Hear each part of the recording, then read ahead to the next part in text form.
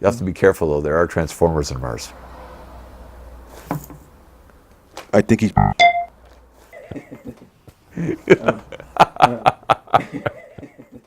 Come see the JoeBots. The JoeBots are fun.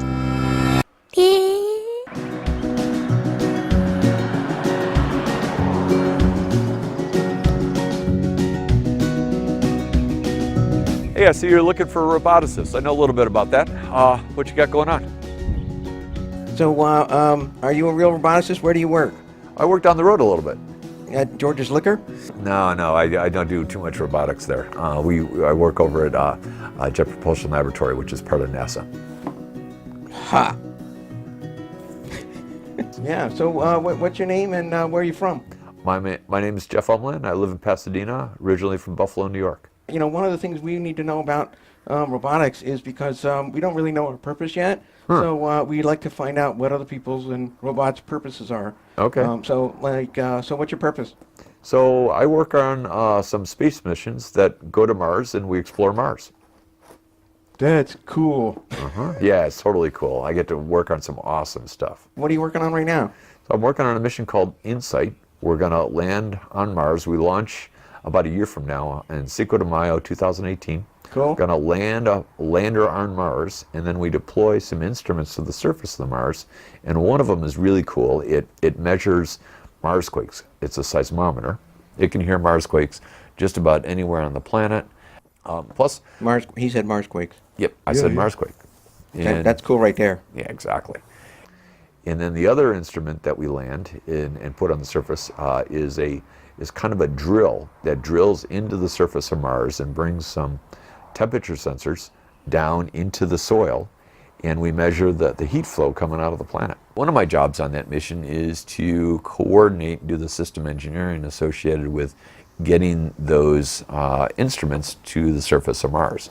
And so it's not going to move around like a rover? It's not a rover? No, it's a fixed lander. So it's going to land, and it's going to stay right where it landed. We have one arm that helps us deploy the instruments to the ground, but we don't have wheels. We can't drive around. So what you're going to look for heat and Marsquakes. Marsquakes. Yep. Do we have any way of knowing that there's any Marsquakes going on there at all now? That's part of the reason for going, is that it helps us. Insight helps us understand the interior structure of a rocky planet like Mars, and frankly of Earth as well. Oh, I get it. Insight. Yeah. I get it. That's good. That's good. There you go. You just got that? Yeah, okay. Just back off, okay? So then, do you have to go down into the soil and stuff? The thermal probe goes down into the soil. It'll drill down and bring the thermal sensors with it down to up to a depth of about 5 meters. So Whoa. really kind of deep. You're gonna drill that thing down? Yeah. How you get it back out? We're not. It's going to stay in there. It's What? going to stay in there, and it's going to stay in there, and it's going to basically measure the temperature of the planet and the heat flow for as long as the lander's alive. That poor thing. Yeah. You're just gonna drill that mold down there and just leave him there. Yeah, exactly. Yeah, are there any cameras too, I guess? We have 2 cameras. Mm-hmm.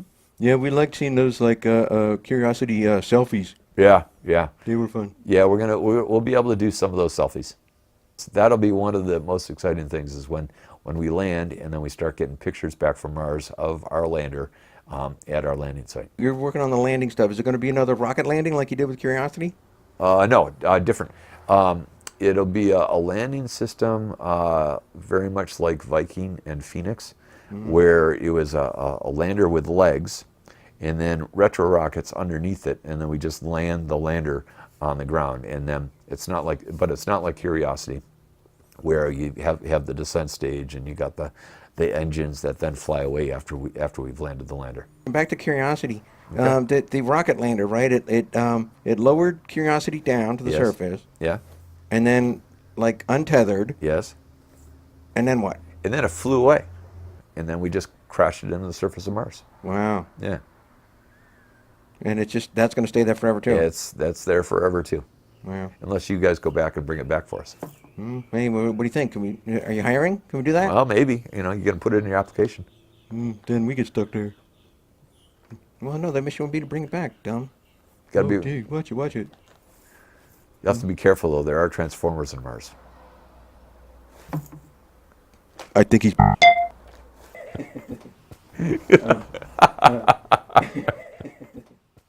Yeah, I think he's bluffing. I think he's joking. Yeah, well. I don't have a good bluff sensor. Oh, okay. You don't, huh? No. But I'm not good at poker. All right. Okay. We're going to need some hands for poker, too. Yeah. Do you think you can maybe help us with some mechanical upgrades? Sure. I'd be glad to. What do you Yeah. got? What do you got in mind? Hands? Yeah, okay. We can work on some hands. Yeah, right now we just kind of have these like tube claw things. All right, all right. Yeah. Yeah, you need some end effectors. That's what we call it. What? An end effector. Tools. That sounds like it hurts. Yeah, no, it's good. It'll be like hands, except for it'll allow you to do stuff. Okay, all right. Well, let's look into that then. Okay. Yeah, there you go. That's what you need. All right, yeah. So one of the things we were looking into in our operating system, in our folders and files and stuff, it's called the Wonderment Project. Have you ever heard about that? You know anything about that? Ooh. I don't know if can we change the subject? Uh-oh. Wow, sensitive stuff. Yeah, yeah. You know, I think he's bluffing. Well, just no, give that us was that was a long time ago, and I'd rather leave the stuff in the past. Wow. Okay. What got you interested in science, and what led you to where you are now? Oh, that's actually pretty easy for me. When I was growing up, when I was a kid, the Apollo program was going strong, and we were landing astronauts on the moon. And you know, I got super excited. I was probably about 5 when we landed the first astronauts on the moon, Neil Armstrong and Buzz Aldrin. And I thought, wow, this is totally cool. So that's kind of what I decided to do. I wanted to be involved in the space program for my career. When you were a kid, did you ever do like tinkering and stuff? Did you ever like build stuff? Oh yeah. And then I worked on cars, you know, rebuilding the carburetor, you know, rebuilding doing replacing the heads on the engine, that kind of stuff. Ooh. So Yeah. do you think like you tinkering with cars and carburetors and stuff led to you kind of doing stuff with like the, Curiosity and all that stuff on Mars? Yeah, you know, I think so. It got me interested in mechanical things. It got me interested in design. It got me interested in frankly, good, assembly habits, learning how to, torque your fasteners and build things, and frankly, just following instructions. It was just always kind of fascinating. It's always when you're done and everything's put together right and it works, obviously it's very, very satisfying. Like when you guys got finally put together and mobile and active and could talk, I'm sure it was very satisfying to you. Yeah, and it was great. I was the first one built here by Joe, and I went like 4 weeks before he could figure out how to get the language thing going. Oh man. And it was just a plug. He just had to plug in the language box. And then Anthony came along, and yeah, well, here we are. Oh, there you go. There's Yeah. 2 of you. Yeah, well, yeah, I guess we're kind of friends. But- Yes, huh? Okay. Did Yeah. you ever kind of like blow anything up? I don't know if I necessarily blew anything up, but I zapped myself with electricity a couple of times. Ooh, that's gotta hurt. Yeah, it'll wake you up, that's for sure. That'll fry your circuits. Yeah. How about on the job? Did you ever like get on the job and then like blow some up there?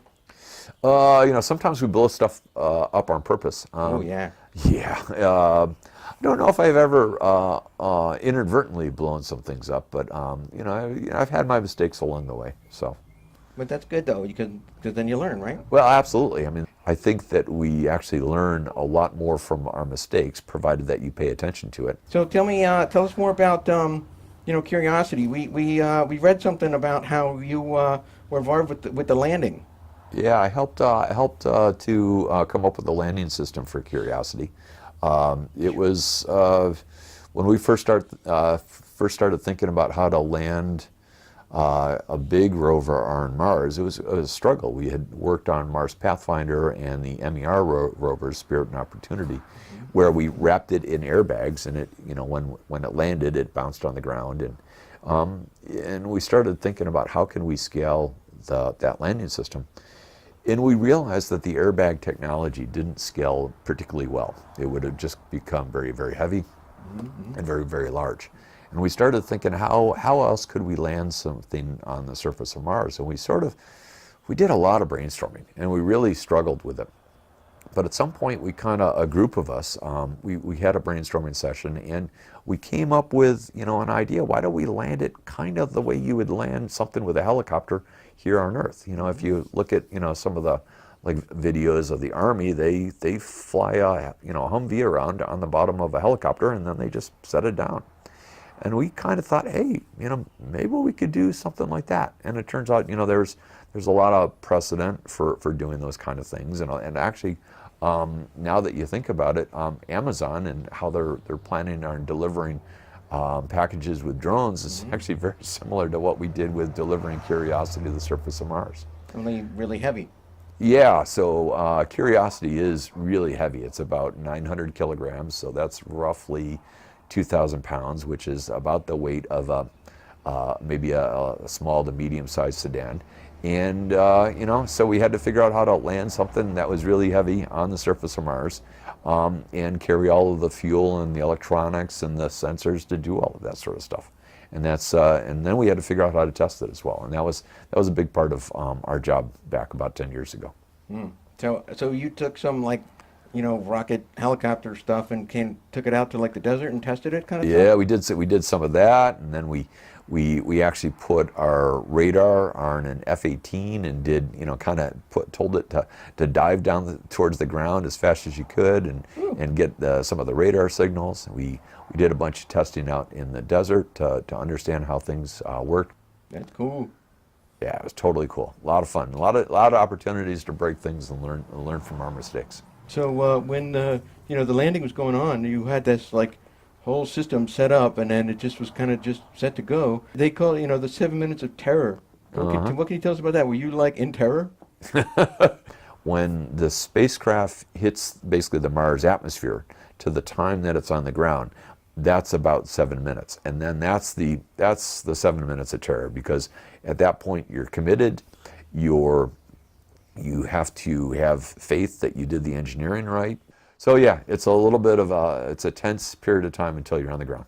So where were you during all that when that was happening? So for landing day, I was with my family over at Caltech with a bunch of other JPLers and Caltechers in one of their big auditoriums, watching it on a big screen. For engineers, it's almost like winning the Super Bowl when you land something on another planet. Yeah, that sounds awesome. Yeah, it was totally cool. So you jumped basically from carburetors to rocket landers on Mars. That's pretty awesome. Yeah, more or less. That's about right. Sure. So we were looking into our origin a little bit, and our AI programming was done a while ago, but it seems to be pretty advanced because we work on the K operating system. Are you familiar with the K operating system? No, I haven't heard of that one before. No? Well, that's what we operate on. We work on Chaos, the K operating system. Oh, the Chaos system. Okay, very good. Okay. Yeah. All right. So you haven't worked on that at all? No, we try and keep the Chaos system out of our hardware. No. What do you watch on YouTube? There's actually a friend of mine that I used to work with. He used to be at JPL, and he's got his own channel, Mark Rober, and he does these cool science things, science and kind of gee whiz sort of stuff. You are friends with Mark Rober? Yeah, you don't know Mark? Well, we've seen his videos, but we don't know him. Oh, he's a great guy. Wow. He's done some really cool things, like made the world's largest Nerf gun, and I told you he was cool. Well, we really appreciate you coming by the garage today, and we hope our viewers get something out of it too. We know we learned a lot. Okay. Yeah. And anything else you want to say to the kids or to the world? Yeah, well, just get interested in things that you enjoy. Work hard in school, study hard, get your hands dirty making and building things, and then get inspired and then go follow those dreams. That sounds awesome. Yeah. We wish you best of luck with all your projects and insight, and we're going to be watching that launch and the landing and all the science we learned from it. Okay, and when you guys need some more help with your robotics problems and your chaos issues, I'll leave my phone number. You can give me a call, and I'll be glad to come over. Awesome. All right, thanks again. All Bye. right, no problem. See you guys. All right, that's about it. Yeah, thanks for watching. Bye. Come see the JoeBots. The JoeBots are fun! Yeah.